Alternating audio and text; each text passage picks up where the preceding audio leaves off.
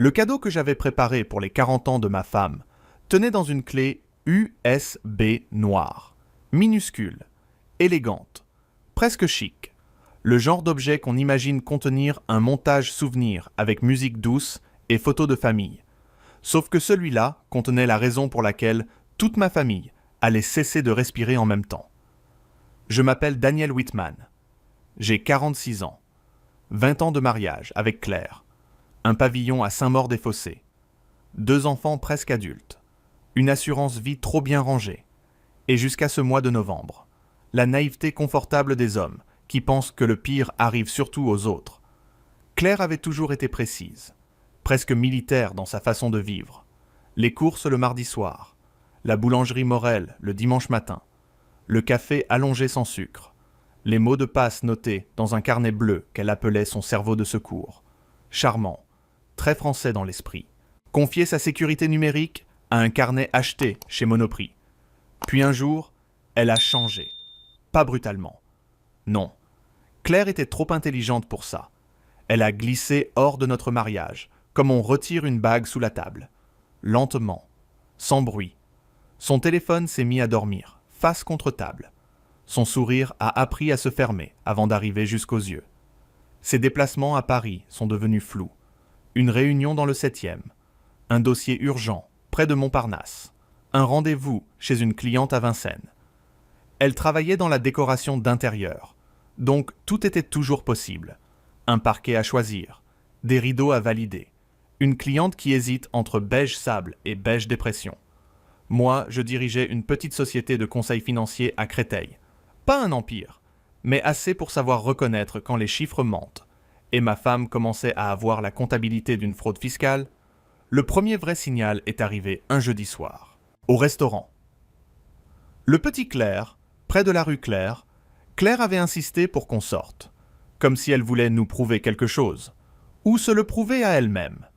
Elle portait une robe verte que je ne connaissais pas, parfum nouveau, téléphone posé à gauche de l'assiette, écran contre la nappe. J'ai demandé « Tu attends un appel ?» Elle a souri trop vite. Non, juste l'habitude. Une habitude récente. Alors, elle a reposé son verre. Daniel, tu recommences. Je n'avais pas encore commencé, mais c'était gentil de m'accorder une avance. Sur le RERA du retour, elle regardait la vitre noire plus que moi. Son reflet tremblait avec les tunnels, et chaque fois que son téléphone vibrait dans son sac, sa main bougeait d'1 centimètre. Pas assez pour le prendre, assez pour trahir l'envie. Le lendemain, j'ai vu qu'elle avait changé son code. 6 chiffres au lieu de 4. Le carnet bleu avait disparu du tiroir de la cuisine. Remplacé par un ticket de caisse de pharmacie et une facture de pressing, Claire a prétendu qu'elle ne savait pas où il était, ce qui, chez elle, équivalait à dire que la tour Eiffel avait peut-être été rangée dans le placard à balai. J'ai attendu, parce que je ne suis pas du genre à exploser sur une intuition. Les intuitions, c'est bien pour choisir un vin au supermarché, pas pour accuser la mère de ses enfants. Alors j'ai observé, calmement, avec cette politesse froide que ma mère appelle mon air de notaire vexé, Claire quittait parfois la maison à 19h pour marcher. Soi-disant, elle revenait sans transpiration, sans bonnet, sans écouteurs, mais avec les joues roses, et ce silence légèrement parfumé des gens qui ont passé un bon moment ailleurs. Un soir, elle a reçu un message pendant que nous regardions une série dont elle avait oublié 3 fois le nom. J'ai seulement vu le début sur l'écran. Tu me manques déjà. Elle a attrapé le téléphone, comme s'il venait de prendre feu. C'est Julie. Elle est dramatique en ce moment. Athée, elle dit. Julie, sa collègue, mariée à un kiné breton. 2 enfants, un labrador. Très connue pour envoyer à ses amis des messages de tragédienne italienne. Bien sûr. J'aurais pu fouiller, hurler, faire le mari ridicule en peignoir dans la cuisine. Mais j'ai préféré lui laisser de la corde. Pas par cruauté, par méthode. Le mercredi suivant, une réunion à la Défense a été annulée. Je suis rentré 2 heures plus tôt. La maison était silencieuse. Dehors, la pluie collait aux vitres. Dans l'entrée, j'ai remarqué une écharpe d'homme sur la patère. Sombre, en cachemire, pas la mienne. Claire est sortie du salon avec un sourire qui avait raté son train. « Daniel, tu es déjà là. » Dans la cuisine, 2 tasses étaient posées près de la machine. L'une encore tiède. Café noir. Sans sucre. Exactement comme mon père le prenait. J'ai regardé Claire, puis l'écharpe, puis son téléphone sur l'îlot, qui s'est allumé à cet instant précis. Un message s'est affiché. J'ai juste eu le temps de lire. Il a failli me voir. Et le nom au-dessus m'a fait comprendre que mon mariage n'était peut-être pas seulement en train de mourir. Il était en train de devenir une affaire de famille.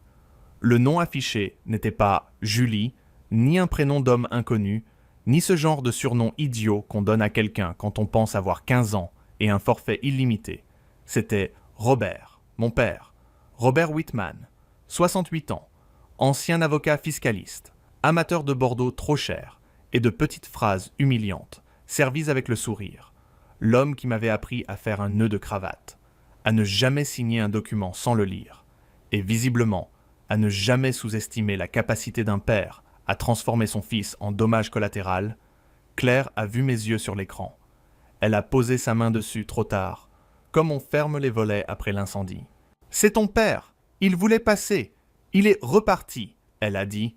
Sa voix était propre, repassée, presque crédible, mais ses doigts tremblaient sur le téléphone. J'ai répondu « Il a oublié son écharpe aussi, c'est attentionné ». Elle a blanchi, 1 seconde seulement, puis elle a repris son rôle. « Daniel, tu deviens parano. » Ah, le grand classique. Quand quelqu'un vous ment mal, il vous propose gentiment de douter de votre santé mentale. Service compris. J'ai pris l'écharpe. Je l'ai pliée lentement. Je l'ai posée sur la chaise. Tu lui diras de la récupérer. Puis, je suis monté dans notre chambre, sans ajouter un mot. Parce que parfois, le silence fait plus peur qu'une gifle verbale. Et moi, je voulais qu'elle ait peur. Pas assez pour fuir. Juste assez pour commettre une erreur. Dans la salle de bain, je me suis regardé dans le miroir. J'avais l'air calme, presque élégant dans mon costume gris. Mais à l'intérieur, quelque chose venait de se casser avec une netteté administrative, comme un contrat qu'on déchire en 2 exemplaires. J'ai pensé à ma mère, Margaret, française par sa mère, anglaise par son père, installée à Neuilly avec mon père depuis 30 ans, une femme digne, sèche, capable de faire pleurer un conseiller bancaire sans hausser la voix. Je l'ai imaginé en train de servir le thé à Robert pendant qu'il envoyait des messages à ma femme, et j'ai senti une colère froide me monter dans la gorge. Pas brûlante. Non, une colère de novembre, humide, durable. Le soir même, Claire a joué la normalité. Soupe au potimarron, salade. Tu as appelé le syndic pour la fuite du garage. Camille a envoyé son dossier Parcoursup. Tu peux prendre du pain demain. Une pièce de théâtre subventionnée par le mensonge. J'ai répondu à tout. Oui, non, bien sûr, avec la courtoisie d'un homme qui choisit déjà l'endroit où il enterrera la vérité. À 23 heures, elle s'est enfermée dans la salle de bain avec son téléphone. L'eau du lavabo coulait sans raison. Petit truc minable pour couvrir une conversation. J'ai pris mon ordinateur. J'ai tapé une liste. Caméra entrée. Caméra cuisine. Sauvegarde cloud. Micro légal. Avocat divorce. Faute adultère. France preuve. Je savais que la loi française n'aimait pas les preuves obtenues n'importe comment, et je n'avais pas l'intention de me présenter devant un juge avec un bricolage de mari jaloux et une tête de coupable idéale.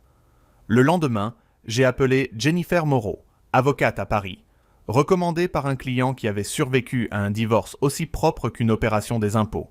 Son cabinet était près de Saint-Augustin, parquet ancien, mur blanc, secrétaire silencieuse, café imbuvable. Très bon signe. Les mauvais cafés annoncent souvent les bons professionnels. Jennifer m'a écouté sans m'interrompre. Cheveux courts, lunettes noires, stylo immobile au-dessus d'un carnet. Quand j'ai dit « mon père », elle a levé les yeux une fraction de seconde. Pas de pitié, juste une concentration plus nette. « Vous avez des preuves ?» a-t-elle demandé. « Pas encore. Alors vous n'avez rien. » Voilà. J'aimais déjà cette femme. Aucune caresse, seulement le réel. Elle m'a expliqué ce que je pouvais faire, ce que je ne devais surtout pas faire. Ne pas pirater, ne pas voler, ne pas menacer, ne pas provoquer, garder les relevés bancaires communs, conserver les messages visibles légalement, Notez les dates, les lieux, les incohérences. Et surtout, Daniel, ne jouez pas au héros dramatique. Elle a ajouté. Dans une procédure, celui qui explose devient le problème. Je lui ai répondu. Je suis plutôt du genre à refroidir. Elle a souri. Parfait, congelez tout. Alors j'ai congelé. J'ai installé 2 petites caméras dans les parties communes de ma propre maison. L'entrée et la cuisine, officiellement pour surveiller les livraisons après 2 colis volés. Claire a à peine écouté quand je l'ai dit, trop occupée à vérifier un message sous la table. J'ai activé les notifications sur mon téléphone, créé un dossier nommé Assurance Habitation, ironie discrète, et j'ai commencé à attendre. 1 semaine, rien, ou presque, des mensonges mous, des sorties plus longues, un reçu de café à Nogent alors qu'elle prétendait être à Boulogne, une trace de parfum masculin dans le couloir. Puis le mardi suivant, à 14h17, alors que j'étais dans mon bureau à Créteil, mon téléphone a vibré. Détection mouvement. Entrée. J'ai ouvert l'application. Claire apparaissait à l'écran. Robe noire, cheveux attachés, nerveuse. Elle regardait par-dessus son épaule, comme une adolescente en retard. La porte s'est ouverte. Un homme est entré. Manteau camel, écharpe sombre, démarche sûre. Mon père, Robert. Il n'a pas hésité. Il connaissait le code. Il a embrassé Claire sur la joue, puis il a posé une enveloppe Kraft sur l'îlot de la cuisine. Elle l'a ouverte. Des documents. Beaucoup de documents. Il a dit quelque chose que la caméra n'a pas capté clairement, mais j'ai lu sur les lèvres de Claire une phrase qui m'a glacé. Après mon anniversaire, on le lance. J'ai regardé l'écran sans bouger. Autour de moi, les bruits du bureau continuaient. Clavier, imprimante, quelqu'un riait près de la machine à café. La vie ordinaire avait cette vulgarité de continuer pendant qu'on vous détruit. Robert a sorti un stylo. Claire a signé une feuille. Puis il a récupéré le dossier. Avant de partir, mon père a regardé autour de lui, avec cette assurance tranquille des voleurs qui pensent hériter de la maison. Et là, j'ai compris que l'adultère n'était que l'entrée, le plat principal.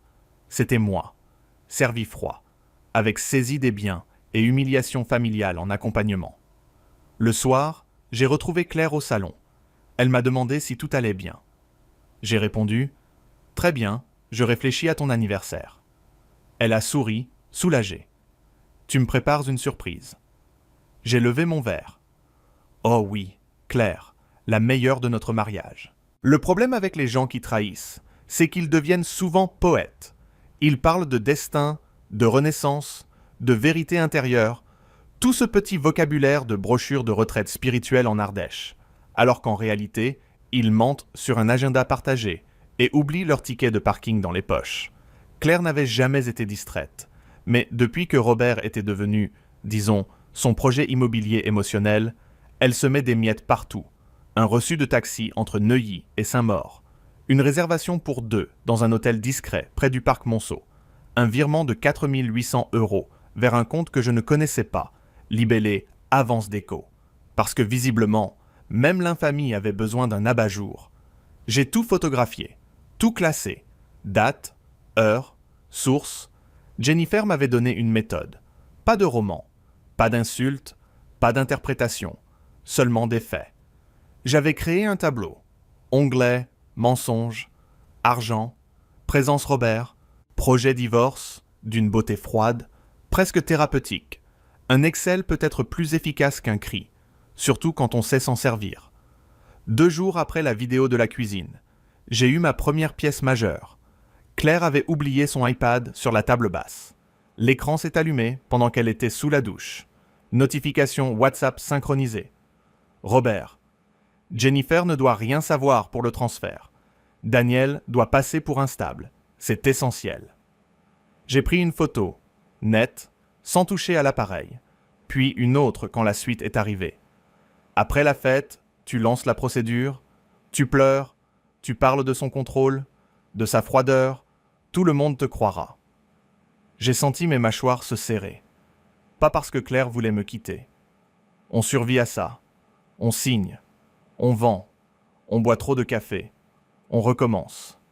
Non. Ce qui m'a frappé, c'était l'architecture. Il ne voulait pas seulement sortir de ma vie, il voulait en emporter les murs porteurs. Mon père connaissait nos comptes, nos biens, les faiblesses de notre contrat de mariage, les habitudes de ma mère. Il m'avait même conseillé, 3 ans plus tôt, de placer une partie de l'épargne familiale dans une SCI, plus propre pour les enfants. Avait-il dit. Propre, oui, comme une lame sortie du lave-vaisselle. Le samedi matin, je suis allé voir Margaret à Neuilly. Elle m'a ouvert en tailleur bleu marine, brushing parfait, visage de femme qui ne laisse jamais la météo décider de son humeur. Son appartement sentait le thé Earl Grey et les meubles cirés. Robert était censé être au golf à Saint-Cloud.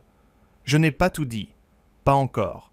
Il me fallait la protéger autant que possible, et surtout éviter qu'elle l'affronte avant que j'aie verrouillé le dossier.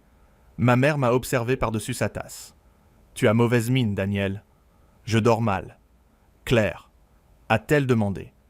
Une mère devine avant les banques. Il y a des choses compliquées. Elle a posé sa tasse. Compliqué veut dire chère, douloureuse, ou les deux. Les deux. Elle n'a pas insisté, mais elle m'a dit une phrase qui m'est restée dans la poitrine. Ton père pense que l'élégance efface tout. C'est faux. Elle retarde seulement le moment où quelqu'un présente la facture. J'ai failli rire, puis j'ai failli pleurer. J'ai choisi de prendre un biscuit, plus digne. Le lundi, Jennifer m'a reçu avec un dossier déjà ouvert. Je lui ai montré les captures, les relevés, les extraits vidéo. Elle a tout regardé dans un silence clinique. Puis elle a dit « Ils construisent un narratif contre vous. Charmant. Mon père a toujours aimé raconter des histoires. Ils vont probablement tenter une main courante, des témoignages d'amis, peut-être un certificat médical de stress. Vous devez rester irréprochable. » Donc je continue à sourire pendant qu'ils creusent. Exactement. Mais vous gardez le plan du cimetière. Elle a ensuite appelé une consoeur spécialisée en patrimoine. Et là, la deuxième couche du mensonge est apparue. Le virement Avance Déco avait transité vers une société écran liée à un ancien client de Robert. Une somme modeste, juste assez pour tester le chemin. Selon Jennifer, il préparait peut-être un transfert progressif d'argent commun avant la procédure. Pas assez spectaculaire pour alerter la banque. Assez pour m'affaiblir. Mon père avait toujours préféré les attaques propres, sans éclaboussure. Le soir même, j'ai provoqué une conversation en cuisine. Claire coupait des courgettes, comme si elle lui avait nui personnellement. On devrait revoir nos placements. Et je dis. Elle a levé la tête. Pourquoi? Le conseiller de la banque m'a parlé d'arbitrage, et papa m'a envoyé un message sur la SCI. Son couteau s'est arrêté une microseconde. Délicieux. Ah oui, il t'a écrit. Il est très impliqué, en ce moment. Elle a repris son geste, trop vite. Il veut juste aider. Robert aide toujours, surtout quand personne ne lui demande. Elle m'a regardé, cherchant le piège. Mais je souriais. Le sourire neutre du mari qui ne sait rien. Une espèce malheureusement en voie d'extinction. Plus tard, j'ai reçu un appel de mon père. « Daniel, ta mère m'a dit que tu étais passé. Tout va bien. » Sa voix était douce, paternelle, parfaitement ignoble. Oui, j'avais envie de la voir. Tu devrais te reposer. Claire m'a dit que tu étais tendu. Ah, nous y étions. La répétition générale du scénario. Claire parle beaucoup de moi avec toi. Silence, minuscule. Elle s'inquiète. Comme c'est familial. Il a toussé. Ne deviens pas amer, mon fils. Mon fils. Il avait encore l'audace d'utiliser le mot. J'ai répondu « Je ne suis pas amer, papa. Je suis attentif. » Et j'ai raccroché avant qu'il entende la porte se fermer dans ma tête. Le lendemain, la chance m'a offert ce qu'aucune caméra n'aurait pu fabriquer. Claire avait rendez-vous à la banque, agence BNP de Saint-Maur. Elle m'avait dit que c'était pour renégocier une assurance habitation. Jennifer m'a conseillé de ne rien empêcher, seulement d'obtenir les documents ensuite, parce que notre compte joint me donnait accès au mouvement. À 16h42, j'ai reçu l'alerte, demande de modification de plafond, ajout d'un bénéficiaire, tentative refusée, faute de double validation. Claire m'a appelé 3 minutes plus tard. Voix légère. Tu peux valider un truc sur l'appli. C'est pour l'acompte des travaux du salon. J'ai regardé le montant. 12 000 euros. Bénéficiaire. Cabinet R. Whitman Conseil. Mon propre père. Consultant en destruction familiale depuis 1978. J'ai dit « Je suis dans le métro. Ça capte mal. Je regarde ce soir. » Elle a soufflé, agacée. C'est urgent. Comme tout ce qui coûte 12 000 euros. Le soir, elle a insisté. J'ai joué l'homme fatigué. On verra demain. Et pendant qu'elle montait se coucher, j'ai transféré à Jennifer l'alerte bancaire. Capture, heure, montant, bénéficiaire. Sa réponse est arrivée 1 minute plus tard. Ne validez rien. C'est excellent pour nous. Excellent. Drôle de mot pour désigner la preuve que votre femme et votre père essaient de vous vider les poches. Mais je commençais à apprécier la poésie judiciaire. La fête approchait. Claire voulait célébrer ses 40 ans dans la maison. Intime mais élégant, disait-elle. Ce qui voulait dire 30 invités, traiteur italien, champagne, playlist calculée. Et moi, en mari décoratif près du buffet, j'ai proposé de préparer un montage vidéo. Souvenirs de couple, enfants, voyage. Elle a eu l'air touchée, presque attendrie. C'est gentil, Daniel. J'ai pensé, oui, je suis un homme très gentil. Je fournis même l'écran pour ma propre vengeance. Le jeudi avant l'anniversaire, j'ai reçu la dernière pièce, une vidéo de l'entrée. Robert arrivait encore, mais cette fois, il parlait au téléphone avant que Claire ouvre. La caméra captait clairement sa voix. Après samedi, elle dépose. Je m'occupe de Margaret. Daniel n'aura plus le temps de comprendre. Puis Claire est apparue. Il a ajouté « Ne t'inquiète pas, ma chérie. Il perdra la maison ou il perdra la face. Dans les deux cas, il signera. » J'ai mis la vidéo en pause. J'ai respiré lentement, très lentement. Dans la pièce, mon fils Hugo riait à l'étage avec sa sœur Camille. Claire préparait des cartons de décoration dorés. Et moi, devant mon écran, je venais d'entendre mon père choisir la forme exacte de ma ruine. Alors j'ai ouvert le fichier du montage d'anniversaire. J'ai ajouté un fondu noir après les photos de vacances à Biarritz, puis une phrase blanche sur fond sombre. À présent, parlons de ce que la famille ne sait pas encore, et pour la première fois depuis des semaines, j'ai souri sans effort, parce que samedi soir, Claire allait souffler 40 bougies, et moi, j'allais éteindre tout le reste. Le samedi, la maison ressemblait à une vitrine de magazine, pour gens qui prétendent aimer la simplicité, avec un traiteur à 85 € par tête. Claire avait fait livrer des pivoines, des guirlandes dorées, des verrines ridiculement petites, et un gâteau au chocolat commandé chez un pâtissier de Vincennes, parce que à 40 ans, apparemment, on ne vieillit pas, on scénographie. Elle circulait dans le salon avec une coupe à la main, parfaite, lumineuse, fausse jusqu'au vernis. Robert est arrivé à 19h12 avec Margaret, costume bleu nuit, sourire de patriarche, écharpe sombre, évidemment.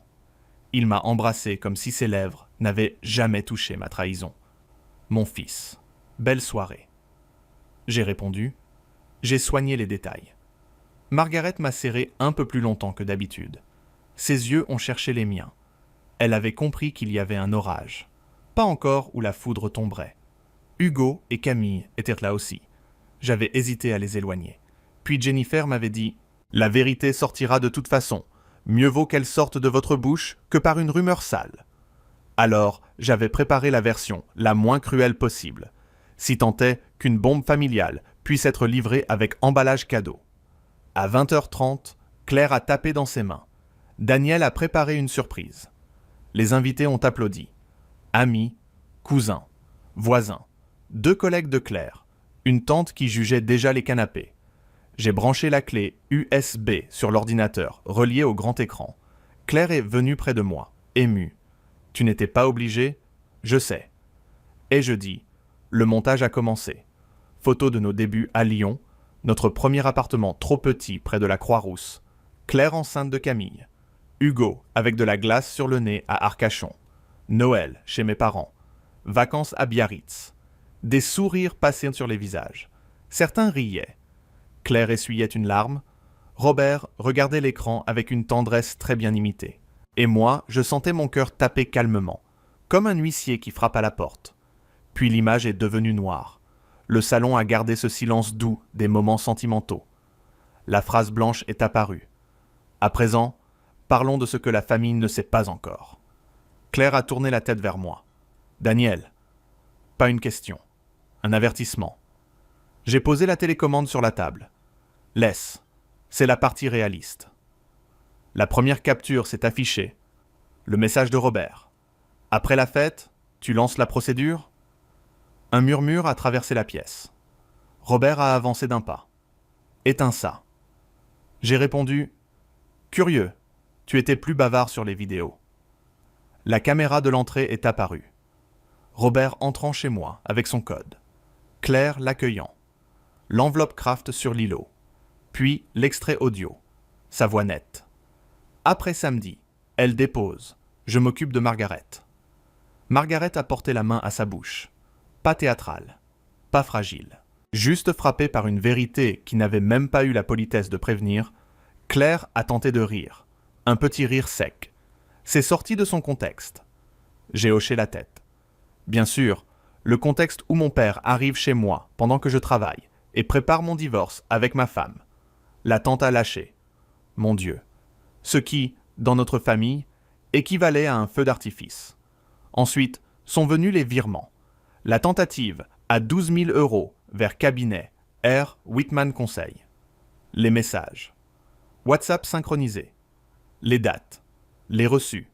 Les contradictions. Pas d'images humiliantes. Pas de détails inutiles. Seulement assez pour que personne ne puisse se réfugier dans le doute. Robert a essayé son grand numéro. Épaule droite, voix basse. « Daniel, tu es malade de jalousie. Tu détruis ta famille. » J'ai souri. « Non, papa, je fais l'inventaire. » Claire m'a saisi le bras. « Pense aux enfants. » Là, Camille s'est levée, pâle, les yeux pleins de colère. « Tu aurais dû y penser avant. » Hugo n'a rien dit. Il regardait Robert, comme on regarde une porte, qu'on croyait solide, et qui vient de tomber toute seule. Margaret s'est tournée vers son mari. Combien de temps ? Robert a ouvert la bouche, puis l'a refermée. Son talent avait trouvé sa limite. Le silence. Claire pleurait maintenant, mais pas comme une femme brisée, plutôt comme quelqu'un qui vient de rater sa sortie. « Daniel, on peut parler. » « Non. » « Hey, je dis, tu as beaucoup parlé. Avec lui, avec la banque, avec ton avocate imaginaire de victime. Maintenant, c'est mon tour d'être bref. J'ai sorti une enveloppe de ma veste. Papier de divorce.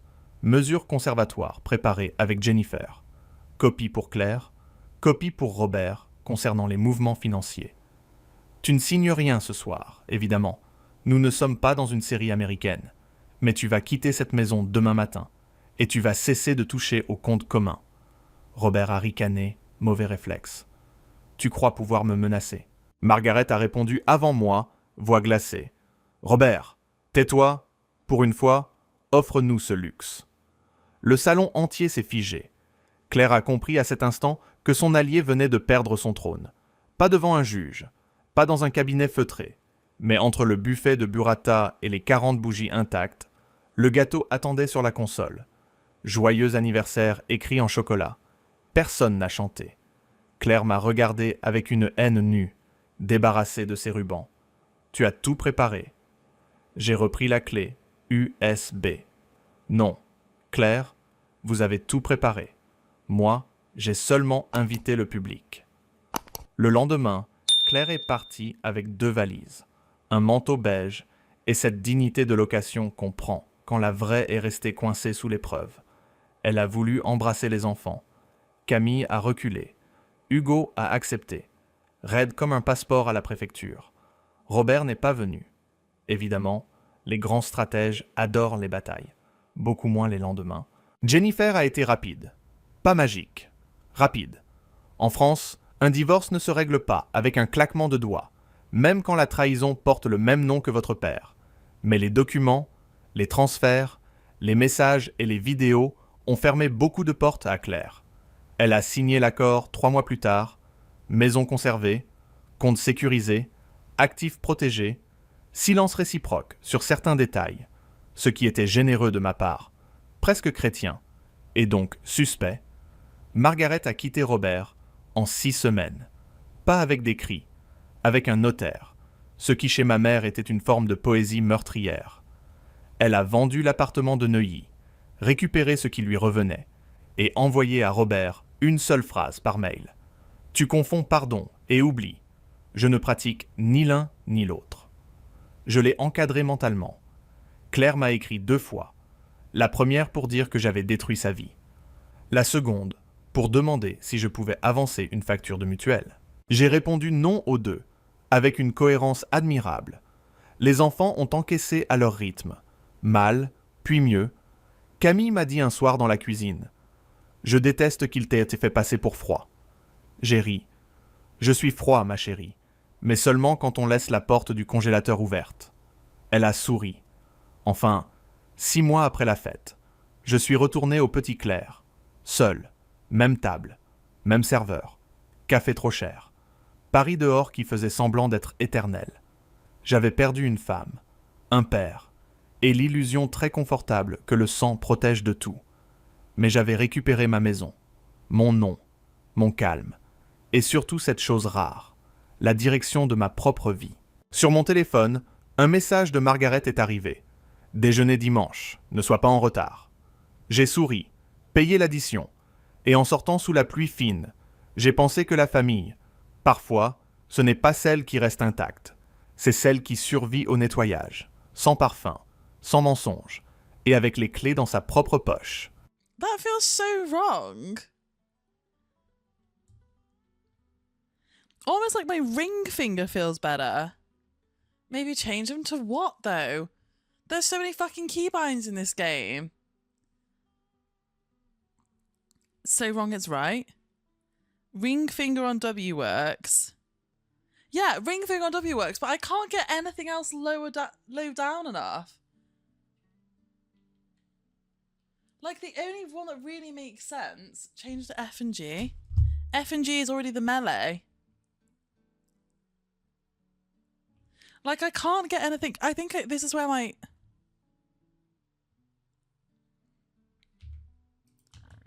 Do you want to watch the game?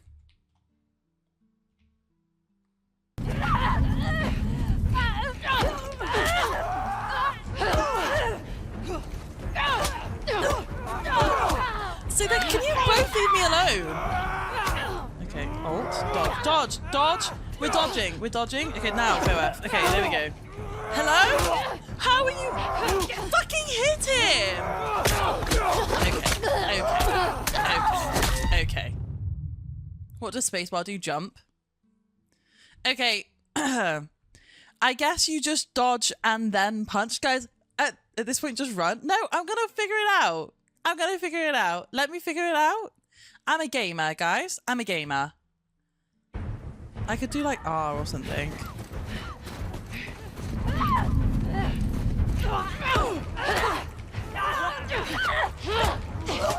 Dodge! There. Dodge. Dodge. Dodge. Dodge. Okay, nice. Dodge. Dodge. F. Hey! I had to use both hands, by the way. I had to use my... How do I... Do I not heal? Sorry, how do I... Sorry? Ah. Now you qualified to play Dark Souls first try. It's why I didn't play keyboard when I was too many keys. That was so confusing. Did I play this game I played this on my PlayStation the first time I played. Does your health regen? Or do I need to heal?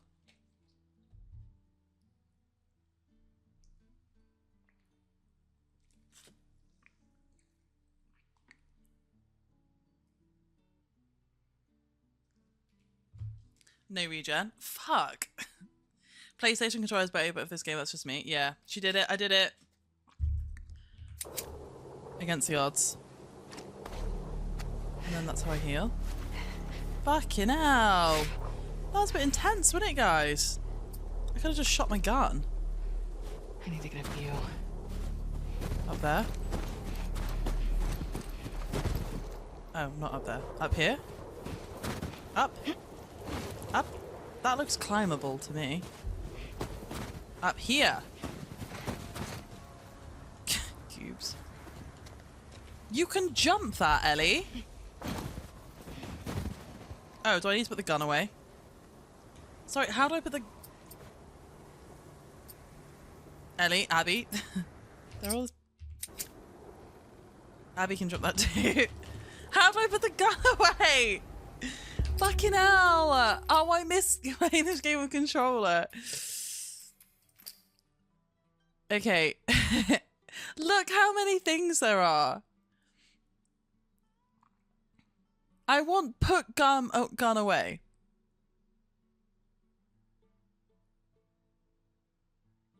Women can jump sometime. Weapon action. Fucking hell, guys. Can anyone see this? Am I being dumb?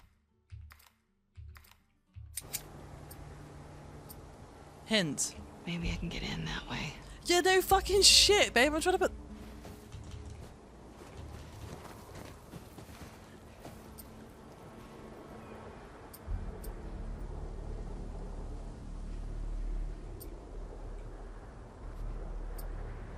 There's an on-screen marker. Oh.